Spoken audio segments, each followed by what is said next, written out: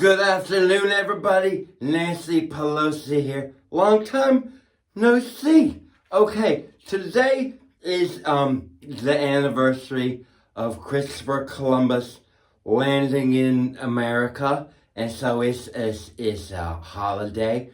And around here, we call that indigenous. We call it indigenous. We call it Columbus Day.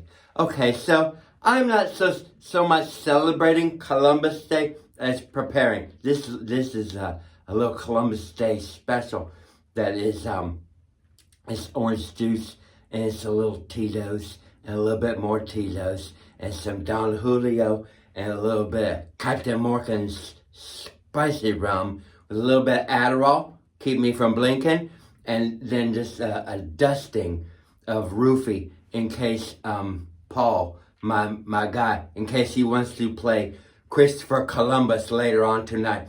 This is a game that he likes to play every couple of years on Columbus Day. He comes into the bedroom wearing a puffy hat, no clothes, and holding a stick of butter. And I said, Paul, what are you doing? And the claw starts to get nervous. I say, what are you doing? He says, I don't understand your language, native lady. I'm Christopher Columbus, and I'm gonna plant my flag in your new world. And the claw says, run. And I go, no, this is the only time he pays attention to me. So I go, hold on, how much? I just need some time to get ready. He says, Christopher Columbus doesn't wait for nobody. Christopher Columbus needs to plant his flag in the new world. And then I say, wouldn't you be happy staying in Europe?